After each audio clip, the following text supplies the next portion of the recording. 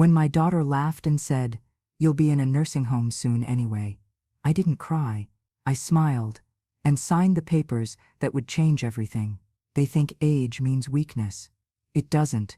It means you've seen enough to know when to stay quiet and when to strike. She didn't know I'd kept every receipt, every deed, every record from 30 years ago. She thought I'd just sit in that corner, knitting quietly, waiting for permission to exist. But I was done waiting. Because the truth is, real family doesn't mock your wrinkles. They honor your scars. And what she took for silence was preparation. She thought the house was hers. She thought I'd fade away. She thought wrong. Before we continue, subscribe and tell me where you're listening from. Because what happens next? She never saw it coming. She was born on a Thursday morning. Cold, gray, Ohio winter at its peak. But when they placed her in my arms, the chill vanished. Just one look into her face, and I knew she would be my purpose. My husband never held her. He vanished before she turned 6 months. No fight, no warning. One morning, he said he was going to get the car washed. He never came back. I called his mother. She hung up, filed a police report. Nothing, just silence and unpaid bills. I was 24, alone, no job, one baby, and a heart that refused to break because it didn't have time. I found a job sewing uniforms for the local hospital. Minimum wage. Long hours. They let me bring her some days. She'd sleep in a basket beside the machine. The sound of stitching became her lullaby. At night, I worked as a caregiver, changing bedpans, wiping mouths, holding hands of strangers who forgot their own names. I did it with dignity, because every shift meant formula. Every extra hour meant a warm blanket for my girl. I remember once coming home at 2 a.m., my feet soaked through from the snow. She had a fever. I sat up with her all night, singing softly while my socks dried on the radiator. By morning, I hadn't slept, but her fever broke, and that was enough. When she was 7, I sold my wedding ring to buy her first bicycle. She rode it up and down the cracked sidewalk like she'd won the world. Her laughter echoed in my ears for days. Every birthday, there was a handmade cake. Every winter, a new coat. Even if mine had holes, I made sure she never felt what I felt growing up. Less than. She was brilliant, always top of her class. Her teachers said she had potential, and I believed them. I told myself, one day, this child will rise above all of this. She got into college in Columbus. Full tuition wasn't covered, so I stood in line at the financial aid office with a folder full of dreams and a heart full of fear. I had $4,000 saved, emergency money. I handed it over like it was nothing, because she was everything. When we moved her into the dorm, she cried, held me tight, and whispered, "I'll make you proud, Mama." I believed her. Back home, the house felt emptier, but I kept working, sent her grocery money, paid her phone bill, bought books secondhand, and mailed them to her in care packages with homemade cookies. She came home during breaks with new words, new ideas. She started correcting how I talked, mocked how I folded towels, said, "You do everything like it's still 1975. I laughed, but I noticed something. Every time she came home, she stayed less. Still, I was proud. When she graduated, I wore my best dress, the same one I'd worn to church for 15 years. She didn't introduce me to her professors, said I might embarrass her. That one stung, but I clapped louder than anyone. She got a job in Cleveland. Marketing, big office, glass windows. Her first apartment had no furniture, just a mattress and a desk. She sent a photo, said, "I'm building my empire." I sent her $500 that month. She didn't ask. She just mentioned she was low. So I gave, because that's what mothers do. She visited less. Phone calls got shorter. Then came the boyfriend. His name was Ryan. Expensive watch, slippery smile, the kind of man who looked at you like you were furniture. I cooked dinner. He tasted one bite and said, "Old-fashioned, like cafeteria food." She laughed. I washed the dishes in silence. They bought a house together. Well, she said they bought it. In truth, she needed help with the down payment. Her credit wasn't perfect. His was worse. So I co-signed. I cashed out part of my retirement to help. I didn't ask questions. Didn't ask for it back. I just said, let me know if you need anything. They moved in that spring. She threw a small housewarming. I wasn't invited. She said it was just friends from work. Said I'd be bored. Instead, I dropped off a plant. A small rose bush in a ceramic pot. She never acknowledged it.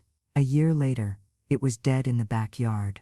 That's when I noticed the shift. Something small, at first. Less eye contact. More sighs. More instructions than conversations. She started calling me by my first name when Ryan was around. Said it sounded more modern. One day I overheard them talking. I was supposed to be in the laundry room. She said, I'll just put her in a care home when the time comes. She won't fight. He laughed. I didn't. I folded the towel in my hands. Slow, neat, like always. When they got married, I bought her a gold bracelet. Simple, elegant. She wore it once.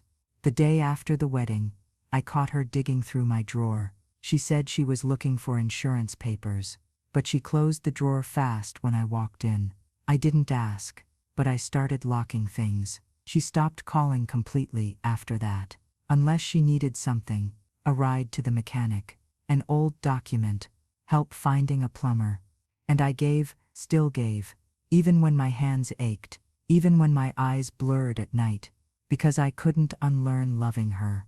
Even when she forgot how to love me back. She got a better job, moved up, better car, new furniture. She posted pictures of brunches, spas, cocktails with coworkers.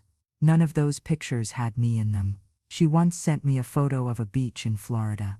I asked, "Did you go with Ryan?" She replied, "Why do you always need to know everything?" I stopped asking after that. She still lived in the house I helped buy, but now she called it her property. She once joked with a neighbor, loud enough for me to hear, "She'll be in a home soon anyway. We'll finally have our space." That night, I sat in the dark, just me, a lamp, a quiet fan spinning above. I looked at my hands, the same hands that fed her, bathed her, wiped her tears.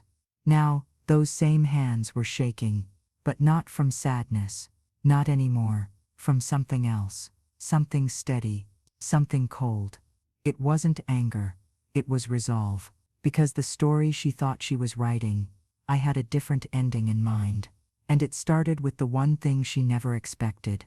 Me, remembering everything. It started with chest pain. Nothing dramatic, just a sharp pinch behind my ribs. Like something inside me had clenched too tight and wouldn't let go. I didn't say anything at first. Just sat on the edge of the bed, breathing slowly, waiting for it to pass. But it didn't. The next morning, I nearly collapsed in the garden. The world tilted sideways, and my knees gave out before I could reach the hose. I woke up in the emergency room, IV in my arm, machines beeping steadily behind me. The fluorescent lights buzzed above, too white, too cold. A nurse asked for my daughter's number. I gave it. She didn't pick up. 2 hours later, she strolled in wearing heels too high for comfort and a phone glued to her ear. She didn't look at me right away. Just talked about some meeting she had to reschedule and how traffic was hell. Finally, she looked down. "You okay?" she said flatly. I nodded. I didn't trust my voice. The doctor came in and told us I'd had a mild heart episode. Nothing fatal, but a warning. Stress, age, exhaustion. He suggested rest, monitoring, maybe light therapy, more help around the house. When he left, she didn't ask how I felt. She asked, "Have you ever thought about downsizing?" Downsizing. That's what she called it. She said it like she was discussing furniture, not her mother's life. "You know," she continued. "Something easier to manage, smaller, less work, maybe even one of those assisted living places. They have fun activities and shuttle services. It might be a nice change of pace." I stared at her. Her nails were perfect. Her eyes scanned the room, like she wasn't really present. I said nothing, because the betrayal hadn't come yet. Not fully. That came a few days later. Back at the house, I noticed things had shifted. She was staying over more often, using the guest room, leaving her clothes in my laundry, rearranging things in the kitchen, moving my tea to a lower cabinet, stacking her protein powders in front. She started answering my phone, telling visitors I was resting, telling neighbors I was transitioning. The mail came, and she opened it before I could. One day, I found her sitting at the dining table with Ryan, her fiancé, and a stack of papers, mortgage documents, insurance policies, property estimates. They were laughing. He said, "Once we clear the back lot, we can list it for a solid profit. Maybe $400K, if the market stays strong," she replied. "That'd cover the down payment on the new place, and give us breathing room. Plus, we won't have to worry about any complications." She didn't look at me as she said it. I stepped into the room, and the laughter stopped. She smiled that tight smile, the one that never reached her eyes. "We're just tidying up paperwork," she said. "Nothing for you to stress about." I nodded. My stomach was sinking. That night, I couldn't sleep. The house felt unfamiliar. The lights dimmed low, the hallway empty. Even the ticking of the old clock on the mantel sounded like it didn't recognize me anymore. I went into the kitchen for water, saw my medical papers on the counter, the ones from the hospital, folded, unread. I sat down, unfolded them, read each line slowly. Blood pressure, risk, age, recommendations. Then I saw the envelope on the far end of the table, one I hadn't noticed before. It was addressed to me, but the seal had been torn. Inside was a notice, a copy of the property deed. My name was no longer on it. She'd removed me, legally, quietly, without a word. I felt the room tilt again, like in the garden. But this time, it wasn't my body failing. It was the weight of truth. I walked down the hallway, opened the old metal filing cabinet in my bedroom, the one no one touched. Inside, beneath a stack of receipts and yellowed documents, was the original deed, the one with my signature, my contribution. I had paid half the down payment. She couldn't have gotten the house without me. I remembered the day I handed over the check. Her eyes lit up. She kissed my hand. "You're saving us, Mama." "Satan." That's what she said. Now, she was erasing me. I sat on the edge of my bed until the sun rose. No tears, just silence. But silence doesn't mean weakness. Silence means calculation. So I started digging. The next morning, while she was out with Ryan, I went into the garage, pulled out my old lockbox. Inside were old checkbooks, tax returns, receipts, the paper trail she hoped I'd forgotten. I laid everything on the kitchen table, matched dates, cross-reference statements. It was all there. Proof. I remembered when we applied for the mortgage. Her credit wasn't enough. Mine was stronger. The loan officer had called me directly. I'd signed the papers. I'd even paid the processing fee. $500 I didn't have, but gave anyway. And now she was trying to erase me from my own legacy. I called the county office, requested a full property history. It came 2 days later, in a thick envelope. She'd filed a quitclaim deed, transferred the house into her name, while I was in the hospital. Filed it the same day the doctor had told her I needed rest. That was the moment it all snapped into focus. She hadn't come to help. She'd come to claim space, claim control, claim ownership over what I had built. I sat there with the documents spread before me, and for the first time in my life, I felt something I'd never let myself feel toward her. Disgust. Not anger. Not heartbreak. Just a cold, clear disgust. The kind that doesn't shout. It plans. She came home that night, humming, a shopping bag in her hand. Some new gadget for the kitchen. I didn't speak. She noticed. "Everything okay?" she asked. I smiled. "Everything's fine." She nodded, not realizing she was walking on the edge of a storm. The next morning, I went to the lawyer's office. Small building, wooden door, smelled like old paper and truth. He looked over my documents. Shri, this is solid. You've got more claim to that house than she does. I asked, can I fight this? He smiled. Not only can you fight it, you can win. I nodded. Then let's begin. Because she thinks I'm weak, and what she doesn't know is that I've already started taking everything back. It started the next morning, before the sun even rose. I had brewed a cup of black coffee, pulled my robe tighter, and sat at the kitchen table with a notepad and pen. The same table where she laughed about listing the house, where they plotted while I listened from the hallway, invisible in my own home. I stared at that blank page. The paper didn't care about my age. It didn't care about my exhaustion. It only asked for one thing: action. So I started writing. Dates, payments, conversations I remembered, times I gave, amounts I transferred, sacrifices I made. The details came back like clockwork. Because when you've lived your whole life, earning everything $1 at a time, you never forget where each one went. I needed proof, not just emotion. So I started digging. I opened the filing cabinet in my bedroom, the one nobody touched. The metal groaned when I pulled it. Dust rose from the top like breath from a forgotten grave. Inside were records, so many years of them, receipts from the contractor we hired when she moved in, property tax bills, photocopies of cashier's checks I'd given her during the loan process, old emails printed and folded. My hands shook as I sorted them, but not from weakness, from purpose. By noon I had a folder thick enough to tell a story, one she thought I'd forgotten, one she hoped no one would ever hear. I took a bus into town, didn't tell her where I was going. The law office was small, tucked between a florist and an antique shop. The brass plate on the door read, James Crawley, ESQ. He looked up when I walked in. Mid-50s, polite, didn't talk down to me, offered water, asked why I was there. I slid the folder across the table.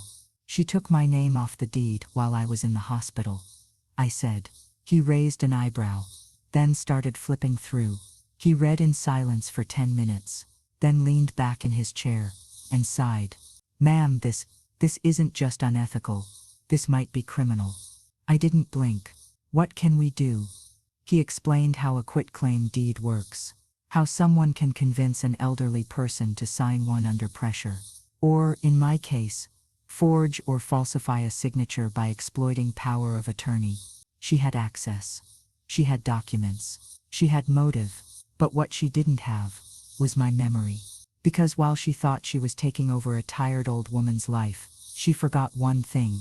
I'm not tired. I'm furious. Quietly, deeply, Crawley laid out a plan. We'd begin with filing a property dispute. He would request original documentation from the mortgage lender, utility companies, and county assessor's office. If what I remembered was true, if my name was still tied to the original financing and loan, then legally, I was still the owner. He leaned forward. Do you want to fight this? I looked him dead in the eye. I don't want revenge. I want her to learn. He nodded. That night, I made 3 copies of everything. One for him, one for the county, one I would keep in a safe I bought with cash at the hardware store. I started documenting every word she said to me, every text, every time she entered or left the house, every bill she paid late, every time she used my car without asking. I wasn't being paranoid. I was building a case. Ryan stopped coming around as much. I think he sensed something had shifted. Her tone with me was colder but cautious. She didn't bark anymore. She measured her words. One evening she asked, "Do you need anything from the pharmacy?" I smiled. "No, thank you." She didn't realize I already had everything I needed. Crawley called a week later. He sounded energized. "You were right," he said. "Her mortgage pre-approval was based on your income history, not hers. And that deed transfer, not only suspicious, it might be reversible under elder fraud statutes." The law was on my side, but I didn't want to go to court. Not yet, not until I'd protected myself. That's when I did something that felt symbolic. I changed the locks. She and Ryan were in Florida for the weekend. Some work retreat, she said. I didn't ask. I just waved as they left the driveway. Once they were gone, I called the locksmith. He arrived an hour later, young, kind, didn't ask questions. New deadbolts, reinforced the back door, added a security camera above the porch. He offered to show me the app. I told him, I don't need the app, I just need the lock. When they returned Sunday evening, she tried the key twice, then a third time. She rang the doorbell, banged on the door, called my name. I opened it slowly, calmly. She asked, "Why did you change the locks?" I replied, "We needed better security." She opened her mouth to argue, but Ryan touched her arm and said, "Let it go. We're tired." They walked past me, silent, confused, suspicious, exactly how I wanted them. I went back into the kitchen, poured myself tea, and stared at the spot on the wall where a family photo used to hang. It had been her favorite photo, us at the beach, her in a yellow dress, me holding a book. I had taken it down earlier that day, because the woman in that photo no longer existed. The woman who replaced her had a spine made of iron and a memory like fire, and she was just getting started. The paperwork went through on a Wednesday morning. It was quiet outside, the kind of quiet you only get before the world wakes up. The lawn still wet with dew, a single crow on the wire, watching. I stood at the mailbox, holding the manila envelope from my lawyer. It was heavier than it looked, not in weight, but in meaning. Inside were the certified documents, title reinstated, ownership confirmed. After weeks of silence, of planning, of gathering, the house was mine again, legally, permanently, irrefutably. She didn't know yet. She and Ryan had gone to his sister's cabin for the weekend, some engagement event. She hadn't even invited me. That worked in my favor, because what happened next? It needed space. It needed quiet. It needed me, alone. I walked through the house and looked at everything with new eyes. Not as a guest, not as a burden, as the owner. The curtains she bought last fall, too sheer, too cheap. I took them down. Her framed quotes about ambition and hustle. I removed each one and placed them gently in a cardboard box. Her designer shoes in the hallway, her protein shakes in the fridge, her tablet on the coffee table. One by one, I packed her life into tidy, labeled boxes. Nothing destroyed, nothing damaged, just moved. By nightfall, the guest room was empty. The drawers cleared, closet bare. I lined the garage with her belongings, stacked neatly, protected, safe. But outside, because she no longer lived here, I left a single note inside the house, placed it on the kitchen counter, where I knew she'd see it first. 2 lines. Inside the envelope was a lease agreement. Market rate. Nothing more, nothing less. If she wanted to stay in my house, she'd pay, monthly, in writing, with accountability. No more silent entitlement. I signed it already, left a space for hers. Next to it, I placed the second letter, the one from my lawyer, outlining the full ownership terms and timeline. Clear, legal, binding. I went to bed that night with the deepest sleep I'd felt in years. No bitterness, no screaming, just resolution. When morning came, I made coffee, sat by the window, waited.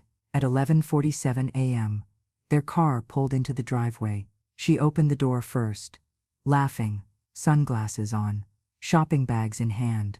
Ryan followed, distracted by his phone. She reached for the house key. It didn't work. She tried again, the second time harder, the third with panic. I sipped my coffee. She rang the doorbell, pounded on the glass, called my name. I didn't answer. I let her feel it, that moment of confusion, of displacement, of consequence. Ryan walked around the side, tried the back door.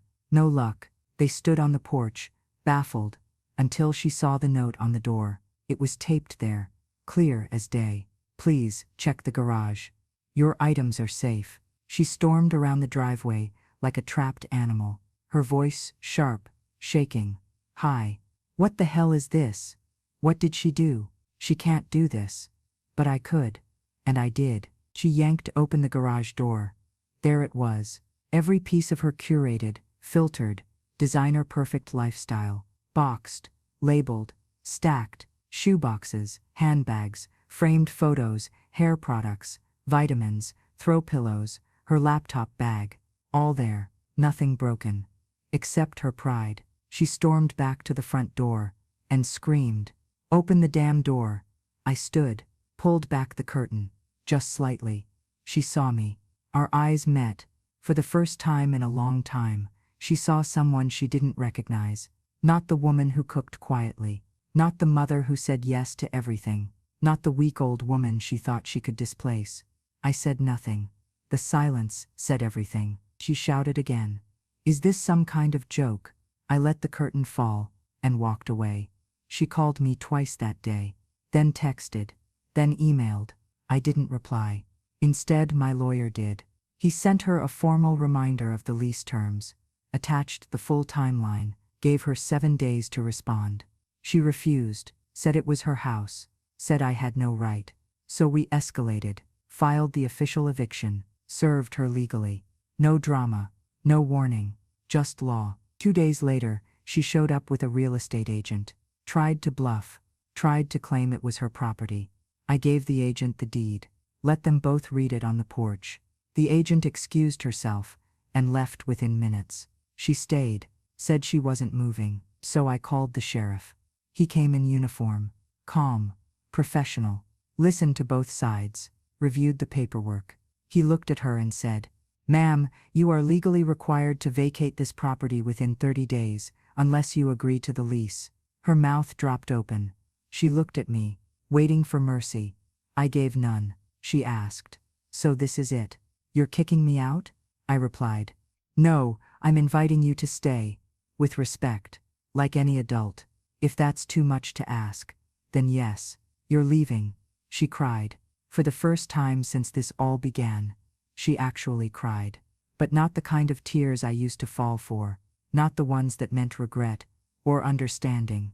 They were angry tears, spoiled tears, tears that came when someone finally met a boundary. She walked to her car, slid into the passenger seat, slammed the door.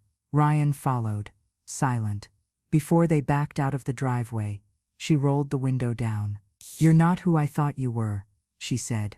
I smiled. "Neither are you." She didn't answer, just looked away. They left. I stood in the doorway a long time after they were gone, breathing, not triumphant, not sad, just still. That night, I found her designer handbag on the edge of the garage shelf, the one she was most proud of. She must have forgotten it. I picked it up, felt its weight, leather smooth, zipper gold. I placed it gently outside, on the edge of the driveway, let her come back for it, not because she deserved it, but because I wanted her to know everything she used to value now had to be earned. What comes next for her, she still doesn't know, but I do. And it begins with a single envelope, already addressed, already stamped, already waiting. It didn't stay quiet for long. Word always spreads in small towns, faster than any letter, sharper than any lawyer. At the grocery store, I noticed the cashier pause when she scanned my items. At the pharmacy, the woman behind me in line leaned in and whispered, "Heard your daughter's living with you again. That true?" I nodded once. Didn't say a word. At church, the stares came first, then the murmurs, then the sudden silence whenever I walked past a row of pews. Everyone knew. Everyone knew. The woman who once bragged about her condo in Florida and her 6-figure job was now living in her mother's house. As a tenant. A paying one. Her pride couldn't handle it. She stopped coming to services altogether. Stopped going to her book club. Stopped visiting the Sunday market. Thought the invitations still came. Especially one. From my sister-in-law. Family dinner. 15 people. A long table. Linen napkins. Matching chairs dragged from storage. They seated me at the center. She arrived late, wearing a dress that looked expensive but tight at the seams. Ryan didn't come. He had a migraine. She didn't greet anyone. Sat down, adjusted her fork, and refused to meet my eyes. I wore the same dress I wore to her college graduation. Faded green. Modest neckline. Thin satin trim along the sleeves. That day, she hugged me like I was her whole world. Today she didn't speak to me. The meal began. Light talk, cousins chatting. A few jokes passed like polite offerings. Then someone asked about the house. Not to her, to me. And I told them, with a calm smile. I filed the title change myself. It was a process, but the county clerk was helpful. Silence. Her fork froze midair. My nephew asked, "Wait, so you own the house again?" I nodded. Yes, fully. Deed, title, taxes, all in my name. Another silence. She snapped. Louder than I expected. Louder than anyone at the table expected. "You're acting like you're some kind of martyr." I didn't flinch. She kept going. "You lived off me for years. You're not some helpless little old lady. You just couldn't stand that I finally had something of my own." Her voice cracked. My brother coughed. Someone dropped a spoon. My niece put her hand over her mouth. "You want them all to think you're the victim, don't you?" Still, I said nothing. So she kept digging. "You used me. You always guilted me into things. You made me feel like I owed you everything just because you raised me."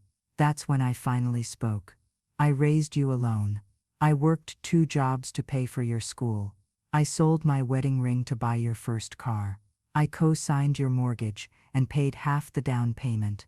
You were living in my house, on my land, using my name, and you removed me from the deed while I was in the hospital."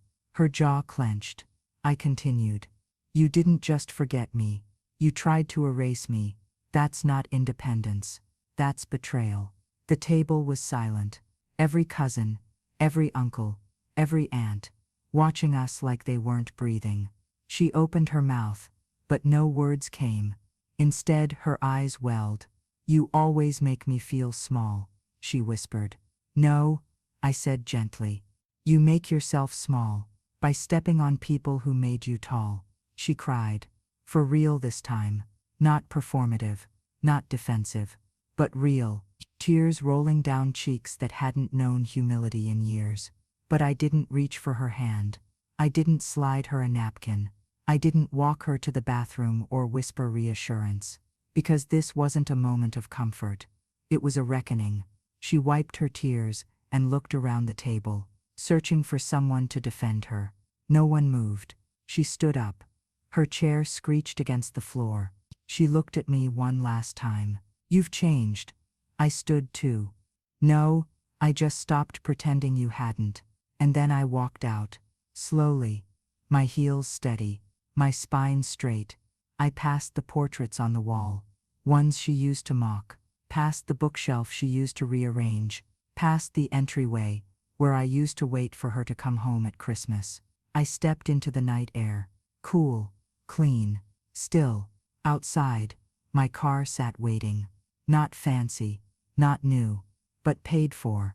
I slid into the driver's seat and closed the door. Behind me I could hear voices inside. But no one came after me. I drove home with the windows down. Let the breeze wash over my skin. Let the silence fill the space where pain used to live. Back at the house, I walked in and locked the door. She wasn't home yet, but her rent was due in 4 days. Time passed, like water smoothing stone, slow but sure. Weeks turned to months, and the weight began to lift. There were no apologies, no dramatic change, no teary reconciliation. But sometimes, peace doesn't come in noise, it comes in silence. She stayed, signed the lease on the 6th day, didn't speak while handing it over, just slid the paper across the table, and walked away. From that moment on, she became what she never imagined. A tenant in the house she once claimed. She paid rent on time, every month, without fail. Transferred to the account my lawyer set up. No notes, no emojis, no messages, just numbers and silence. We barely spoke. A nod in the hallway, the sound of the garage door closing, an occasional clink of dishes in the sink before she retreated upstairs. But no warmth. I stopped waiting for it. Instead, I turned toward something better. I restored my will, went to the courthouse, and rewrote every page. Removed her as primary beneficiary, added the women's shelter I'd once volunteered for, a scholarship fund for single mothers returning to school, and an endowment for the town library, the one I cleaned every Saturday morning. When she was young, I kept one page blank. Not legally necessary, just symbolic. It said, "This house was built on sacrifice. Not for sale, not for show, but for dignity, for survival, for me." I signed that page with steady hands. Then I walked out and began living again. I started by giving back, went to the women's shelter on 9th Street, asked if they needed sewing help. They said yes. 3 weeks later, I was teaching 6 women how to mend jackets, patch jeans, and sew in zippers like they'd been doing it all their lives. We laughed. We shared stories. I saw bruises fade and confidence grow, not on their bodies, but in their eyes. They asked how I learned so much. I told them the truth. I learned because I had no choice. They understood. I came home every night smelling of thread and cotton, my hands sore in the best way. My porch became my peace. I'd sit with a cup of tea and listen to the birds chatter before dusk. Sometimes neighbors waved as they walked their dogs. Sometimes they stopped by with extra muffins or gardening tips.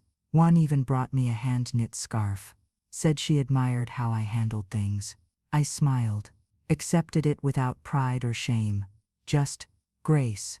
I tended the garden next, pulled weeds she never noticed, planted bulbs I'd kept in the shed for years, tulips, lavender. You snapdragons. Life bloomed where silence had once taken root. It felt like reclaiming breath. One afternoon, I opened the old shoebox from the closet. Inside were decades of cards, holiday cards, Mother's Day cards. Some glittered, some were handmade, some had photos.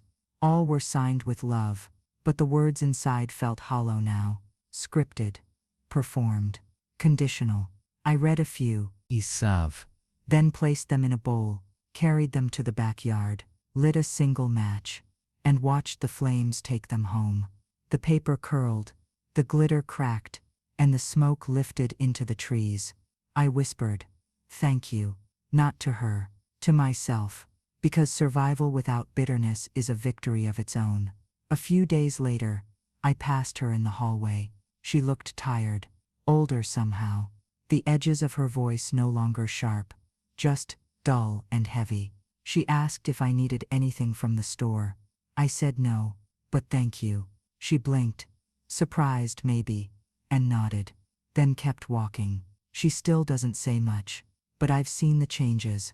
She talks on the phone less, dresses simpler, doesn't boast about promotions or brands anymore.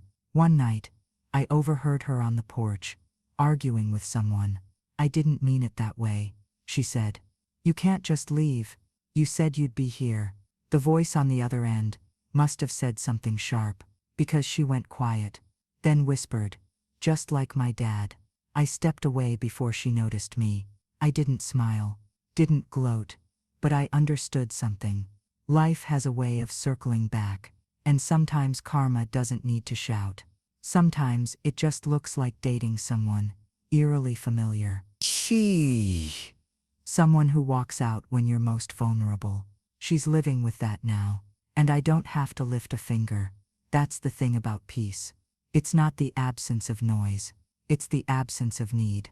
I no longer need her approval, her gratitude, her apologies. She didn't say thank you, but I did. To myself, to the soil beneath my garden, to the women at the shelter, to the version of me that chose dignity over revenge. The mailbox still brings rent checks. The rooms are quiet, the flowers are blooming, and the past, it's exactly where it belongs. Behind me, real family respects you, not just your money. If you've ever felt used, if you've ever been silenced, dismissed, or replaced by someone you once held in your arms, you're not alone. Your dignity is worth protecting, even if it means standing alone to do it. If you've been disrespected by your own blood, share your story in the comments. Let others know they're not the only ones. Like this video, subscribe for more true stories, and send this to someone who needs to hear it, before it's too late.